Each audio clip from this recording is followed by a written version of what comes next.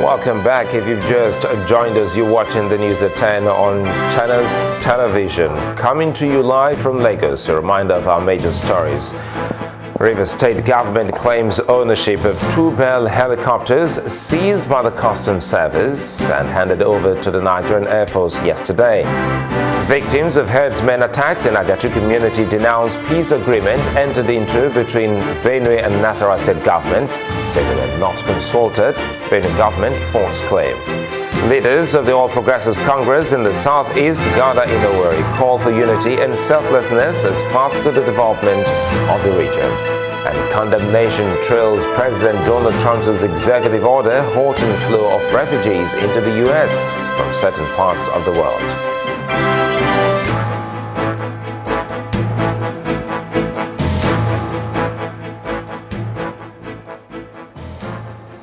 For more on our top stories and others, please visit our website channelstv.com and on youtube.com/channelsweb.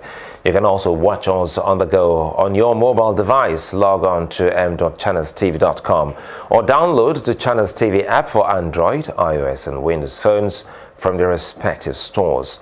Having the Channels TV and Channels 24 app will give you access to news and updates. You also have the Eyewitness feature, so you too can be part of the news. Just install the app, then tap and swipe to reveal the Eyewitness menu and follow the instructions to share those pictures, videos or news of happenings around you.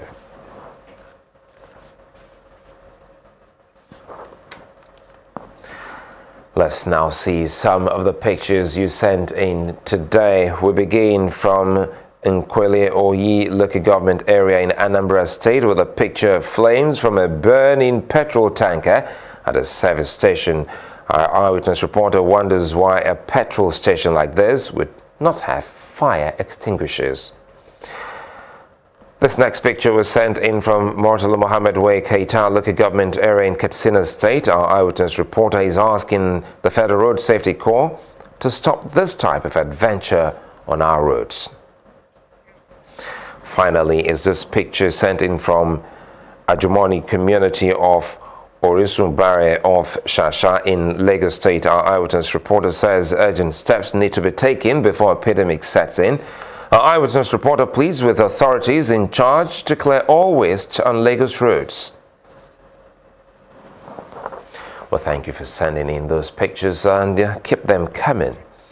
Now, unity and selflessness have been identified as critical to the regional development of the Southeast and the overall growth of the nation. This formed part of the talking point by political leaders at the Southeast meeting of the All Progressives Congress in Owerri, the Imo State capital. The event was attended by some members who recently defected to the party from the People's Democratic Party, including former Senate President Ken Nnamani.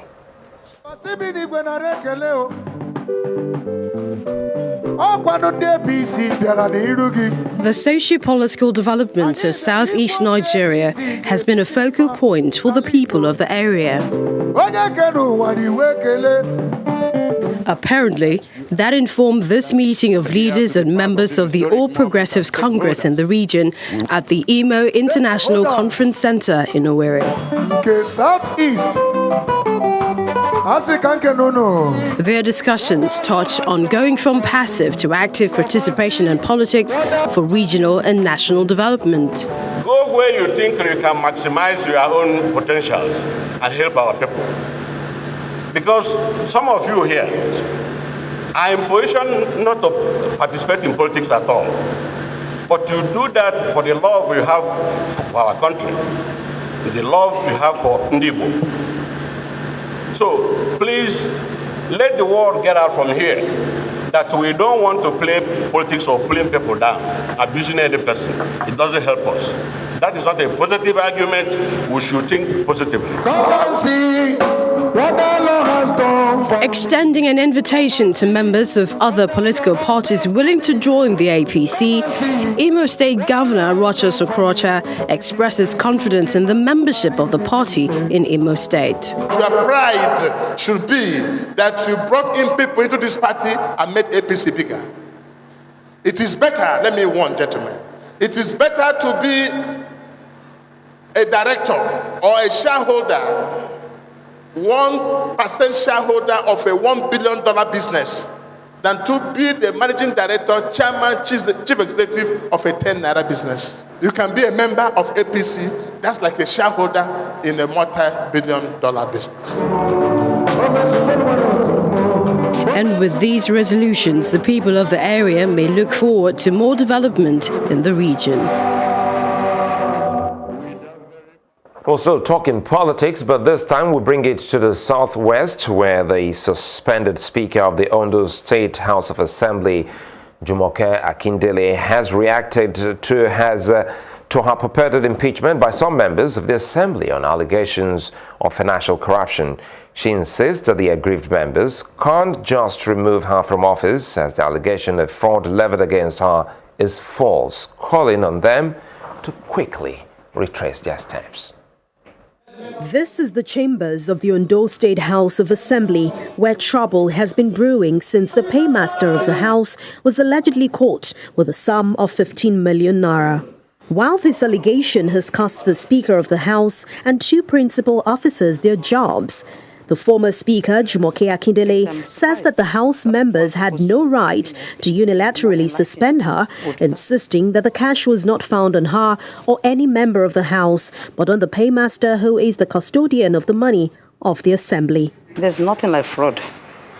Nothing. It's all politics. We all know that. We're all citizens of Nigeria. We know when in any state where in this kind of situation, things are bound to be like that. It's all politics. There's nothing like fraud. What was the basis of the fraud? They found money with the custodian of the funds of the house. Was the funds found with me? Was it found with any other leader of the house? Was it found with any other member? Was it found with any other member of the house? No. Of Ondo State House Assembly that was elected yesterday has inaugurated a fact-finding committee that we invite all these affected former leaders, where they will be interrogated, where they will be given room to come and say what they know about what transpired. The newly elected majority leader of the House, Olamide George, believes the new leadership has come to stay. He also assures the members and the people of the state that the new leadership of the House will work with transparency. I want to assure you that the new leadership in place will work with transparency. We will not hide anything for our members, and for every decision that we will take in the House of Assembly shall be by the majority, not minority ruling over the majority.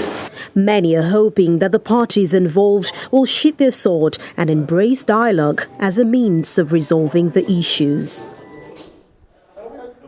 For some residents of Lagos State who have not enjoyed the transportation service provided on the bus rapid transport route, things are about to change. This is because the Lagos State government has begun the construction of a third BRT corridor, this time from Oshodi to Abulegba. Our correspondent Mary Alala Yusuf has more. Represented here are officials of the Lagos Metropolitan Area Transport Authority, LAMATA, and other concerned parties including law enforcement agents, road transport workers, and market women. The meeting is centered on the construction of a third BRT corridor, which officials promise will improve the experience of all users. What we are doing is not about the BRT lane itself alone. We'll be repairing all the service lane. The first and second routes are from Mile 12 to CMS and an extension from Mile 12 to Ikorodu roundabout. Challenges in the area and lessons learned after construction of the Mile 12 CMS corridor have informed a new approach. At times you want to travel and you waste almost 1 to 2 hours before you get to your destination. This has informed our reason why we are adopting a median type BRT system. By median type, we mean that the BRT will be running at the center, at the middle of the road. While some speakers commend the new BRT project, others are worried that their structures may be affected during construction. The Acting Commissioner for Transport, Mr. Olarewaju Elegushi, addresses these concerns. If you are affected, within the right of way. Outside the right of way, definitely compensation will be discussed. It is also for the safety of passengers that they move within the BRT system in an enclosed system. Enclosure in the sense that they are encouraged to come into the bus stations via the pedestrian bridges. Work is in progress at this busy spot at Iyanopaja, where the center of the road is being prepared. The 14-kilometer corridor starts here at Abulegba, where a flyover bridge is already under construction. And Lamata officials say that at the end of the day, more than 350,000 passengers will be moved between this place and Oshodi, where the corridor ends. Officials ask for cooperation and understanding during the 20-month-long project and plan to hold periodic meetings with affected communities on the BRT route. Mary Alale Yusuf, Channels Television News. Just as the Lagos State government is bothered about road transportation in Delta State, the governor there is looking to developing the air transportation as he went round inspecting the upgrade facilities at the Asaba International Airport, which he says will be among the best in the country. The governor said this when he visited the airport to assess the work done so far. Excellency, you are welcome to Asaba Airport.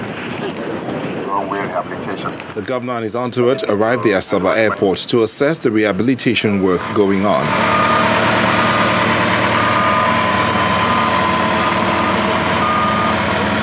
Moves straight away to the runway. After the inspection, Governor Kawa told journalists about the instrument landing systems and the airfield lighting, which enables visibility, aiding the landing of aircraft without the pilot seeing the runway. I would come here regularly and keep on pushing to ensure that the project is delivered in good time, but in such a manner that it is a safe runway and we are all happy with it. Because beyond all this, the instrument landing system is also going to be installed as part of the ongoing contract. The other works that are taking place, we want to be able to deliver the airport in the best manner possible so that we will possibly have one of the best airports because the airport is not about the building, it's about the runway. Runway rehabilitation works. The contractor handling the project, Uche Okuno, informed the governor that work would be completed in the first segment, that's about 900 meters, of the runway within the next 10 days.